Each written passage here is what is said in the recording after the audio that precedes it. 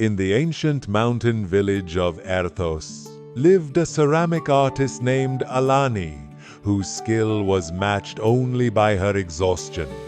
Alani's workshop was constantly bustling. Everyone in the village and visitors from the valley below sought her out because she could create anything. A farmer needed a large, strong silo for grain. Alani said yes. A merchant requested 50 tiny, delicate spice jars by morning. Alani said yes. Her popularity was immense, but so was her despair. She spent her days sprinting from the kiln to the potter's wheel, leaving half-finished projects everywhere. Her best pieces were rushed, and her famous smile had faded into a permanent frown of anxiety. She was doing 100 things at once and felt she was mastering none. One spring morning, the venerable Elder Kyle, a descendant of the wise gardener from Eldoria, visited her studio. Kyle did not ask for a vase or a cup. He simply observed the chaos, the piles of half-mixed clay, the abandoned sketches, the smoke from the overworked kiln. "Alani," Kyle said gently, picking up a beautiful unfinished clay whistle. "You possess the hands of a master, but the mind of a ferryman trying to row 5 boats simultaneously.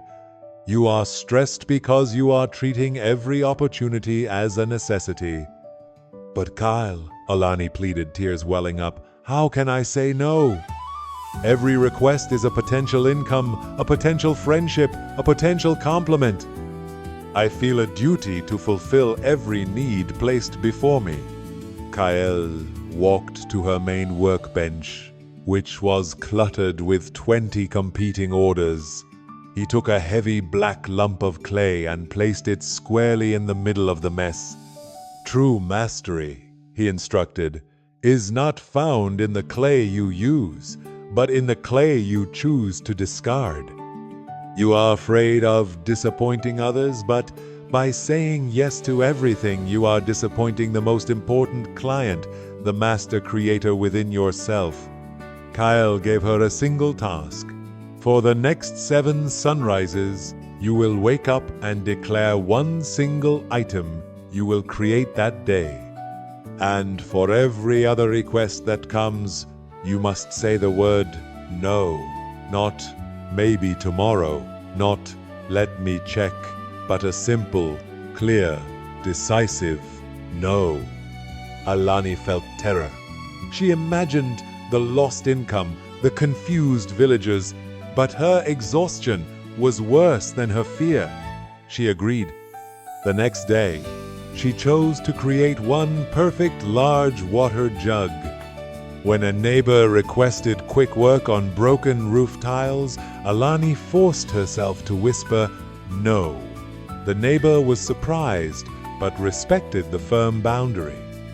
When the spice merchant came for his 50 jars, Alani simply said, "No, not today. I am committed to this jug."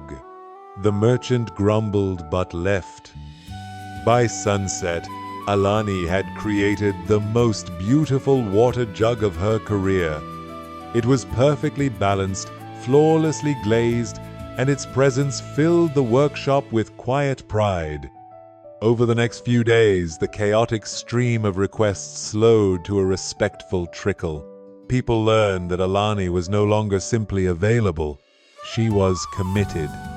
Her output dropped by 90%, but the quality of her remaining 10% was transcendent. Her stress dissolved, replaced by a deep, powerful focus. Kyle returned and admired the few stunning pieces Alani had created. "The decision that eliminates 99% of your stress," he concluded, "is the decision to protect your capacity. You gain power not by saying yes to opportunities, but by saying no to distractions. When your no is clear, your remaining yes becomes a masterpiece."